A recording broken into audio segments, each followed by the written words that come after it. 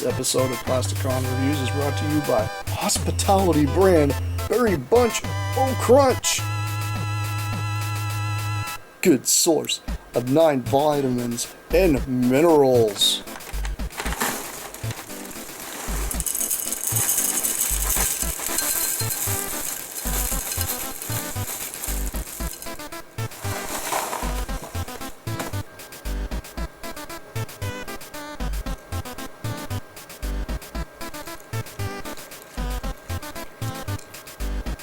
Berry Bunch O Crunch, great for late night snacks and breakfast. エアボット部隊発進宿敵スタントロンの部隊合体戦士スペリオン驚異のスクランブルパワー全開合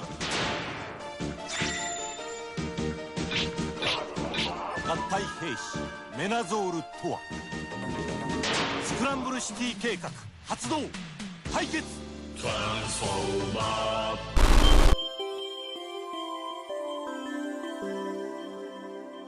The year is 1985, and Hasbro is still cranking out Scramble City Transformers.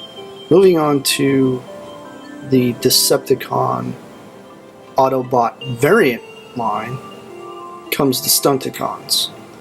These guys were created to confuse humans, to make them think that these were Autobots when they really were Decepticons. Crazy thing about this line, it was created by Diaclone, but never was released. A lot like Superion, this Scramble City set didn't come out until Hasbro and Takara got hold of them.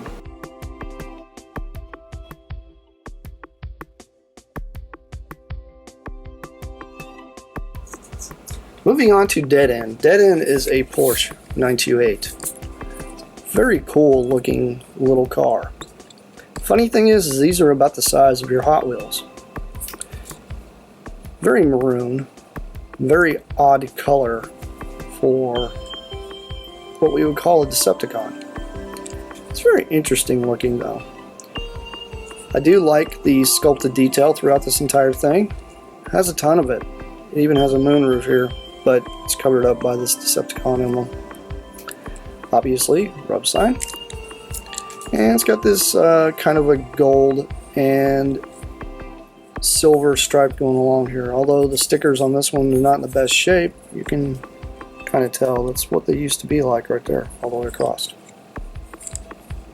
But anyway, let's go ahead and go into transforming this guy.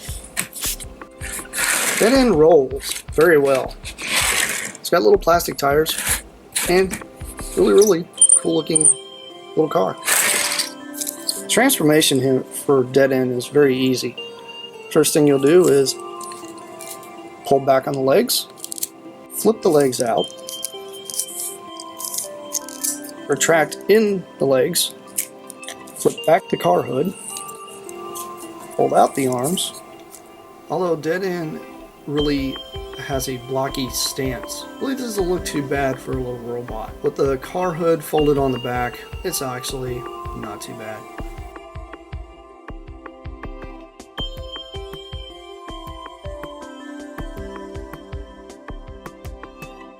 Moving on to our next Stunticon comes Wild Rider. Wild Rider is a Ferrari 308 GT. Very cool looking car. Absolutely love this car. It's a very neat 80s throwback, especially for this version of Ferrari. Do like the idea that this red really pops out of this entire sea of a grayish silver. Might not be coming off on the camera very well, but it does glimmer a lot. Very cool looking car. Do really enjoy it. A lot of sculpted detail. Very interesting looking design choice. And he rolls, yes, he does roll. Although mine is a little squeaky and tends to go crazy, but that's what Wild Rider is. He is the crazy one of the lot. Anyhow, let's go into transformation. Transformation for him is very easy. All you do is pull out the legs, lift up on the hood, and collapse it against the back. Then fold out the little arms. Kind of the same stance that the other Stunticons do. Very cool. It's a nice little blocky aesthetic with a hood just kind of hanging off the back.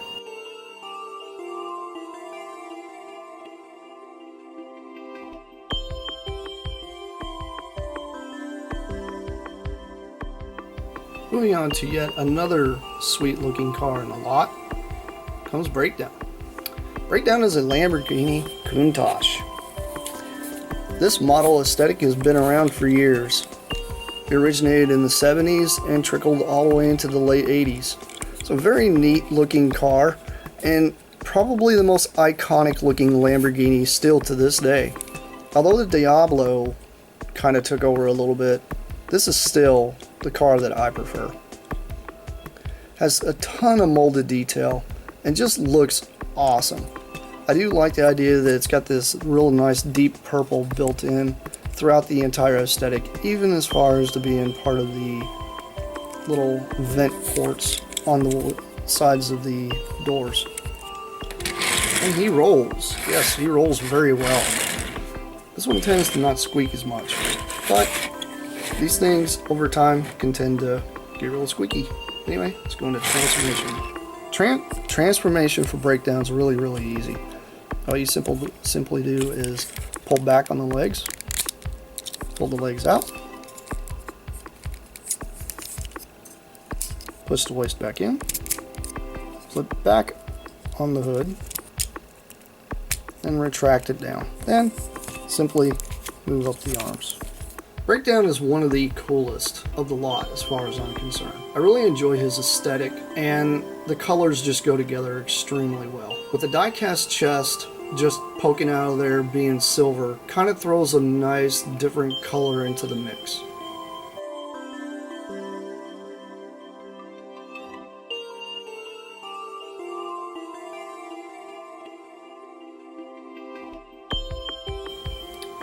Moving on to the indie car of the lot comes the Tyrrell P34, also known as Dragstrip. Dragstrip's a very cool looking car. This design was used in the 60s and 70s. It was not a highly used design, but it's very neat. It'd be awesome to see more of this nowadays. But it being a six-wheeled racer, kind of interesting. Do like a lot of the detail throughout this thing. It's got a lot of chrome here, and very neat. Although the sticker is a little bit worn, I kind of dig the way it wore out there. It looks kind of cool. Looks like a little bit of a glimmer on a windshield, but this is supposed to be solid black. Anyway, Dragstrip is a neat looking car. Yes, he rolls very well, extremely well. See, neat little car. But let's go into transformation. Transformation for Dragstrip's pretty simple and kind of straightforward. All you simply do is fold up this chrome panel up against the cockpit, fold out the legs, flip up the tail fin, which becomes feet, fold up the entire nose of the car, and simply crunch it against its back. Then fold out the arms. Dragstrip's aesthetic is really neat. I do like the idea that the wheels kind of stick up higher. It gives him a little better shoulder height. Although the hood of the car just kind of dangles off the back.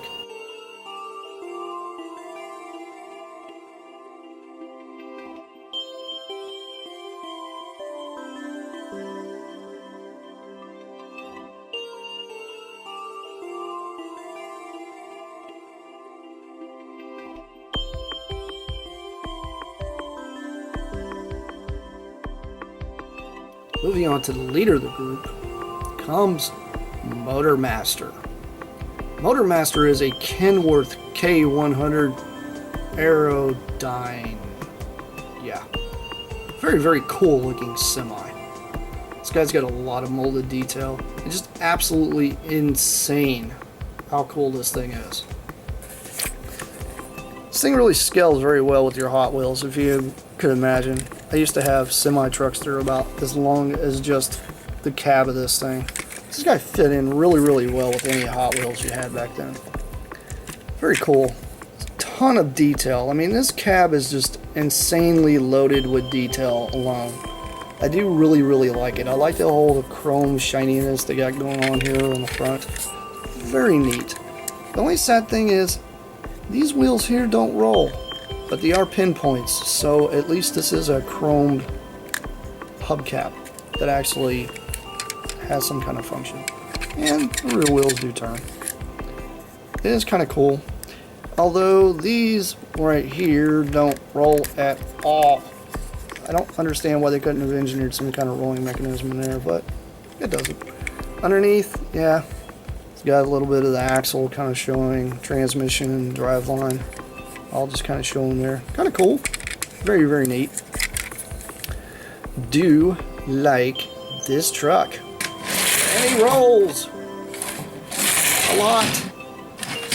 Either way, he rolls. Rolling. Decepticons roll out. Transformation for Motormaster is really, really interesting. First thing you'll do is you'll split this entire portion on the back.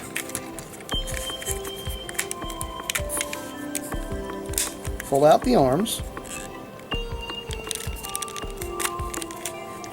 Fold up the chest piece. Pull out on the legs. Separate the legs and the cab. Fold the cab portions up against the trailer.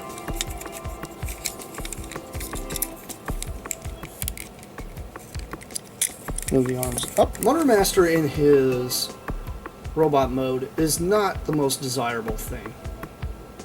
It's kind of interesting how the entire truck just becomes feet. But I can see where they were going with this. It's a very interesting way of combining a truck and trailer into one robot. Although he is a complete brick, I still really enjoy this guy. The entire group as a whole really shows how they are pretty much uniformed. Although there isn't much chrome on Motormaster himself, the chrome tends to bleed off on all four robots. You have a nice color palette, and it looks very, very awesome. This is highly recommended for anybody that is really into the Scramble City aspect, or just like cars that transform into robots.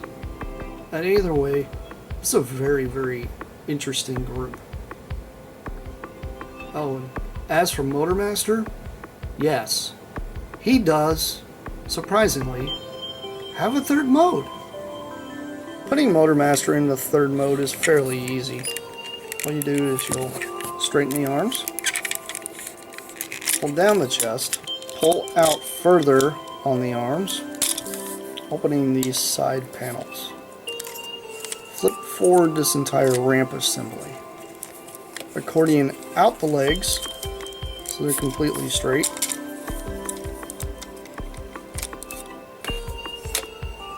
Flip the chest piece down. For stability wise, flip down both halves of the truck. Motormaster's base mode is really not the best in the world. Although it's got ability to allow you to park the chest piece, which is also a smaller car, into the ramp portion. The original had an activated ramp. This entire portion here had a catapult that would fling out. Activated via this little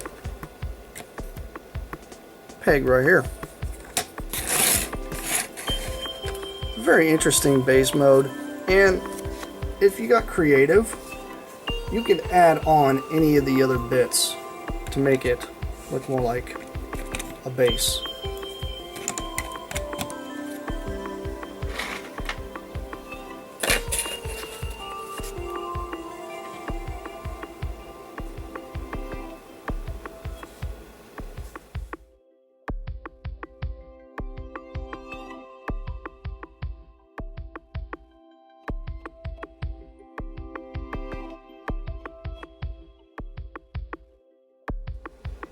But you guys came here to see the robot mode. So let's get on to that. Autobots work on their defenses. Mighty Megatron comes out of the darkness, bringing along Motormaster and the Stunticons. Megatron gives them the order to transform! The poor little Autobots have no idea what to do. They pull in Defensor. Megatron gives out the order for the Stunticons to assemble!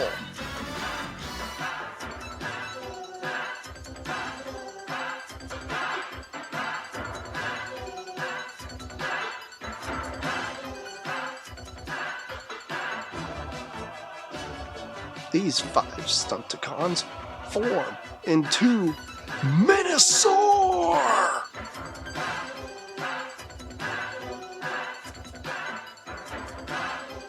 Who's gonna win this battle? Menasor or Defensor?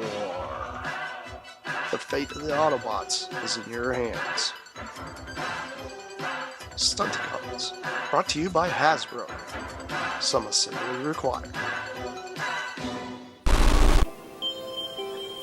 Starting out with Menasor being in his full-on robot mode, first thing we'll do is move back the entire portion of the truck. Move around to the front and accordion the legs all the way out. It looks like he's doing the splits. Then push in on both sides of the truck. Take the little roller car, take the 2 holes and plug them into the 2 pins. Take the crotch piece and then you kind of wedge it in between the leg portion and the armhole portion. You do this, this really stiffens up the entire brick part of this robot. Next thing, you're going to take drag strip and put him pretty much back into car mode. Note, before you go too far, depending on whether you're going to make this a leg or an arm, you need to push the head down all the way so that way it comes out.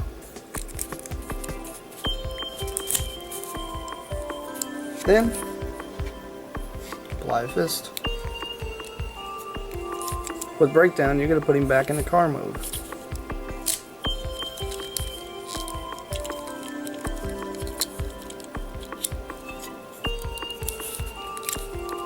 Then you're going to leave the hood portion down and apply a foot pad.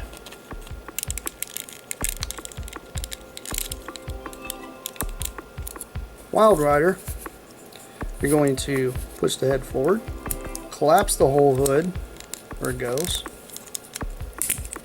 push his legs in, apply a fist. Then we're going to pull this portion out, put his feet back, realign the arms, leave the hood up like this, foot pad. Then you're going to apply every peg hole and peg head to where it goes.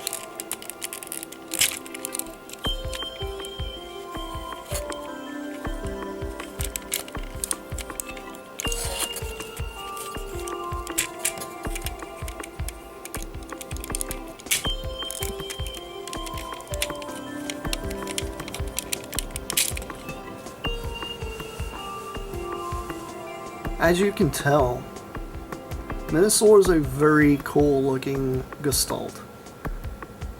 He has quite a bit of articulation, and he's not too bad.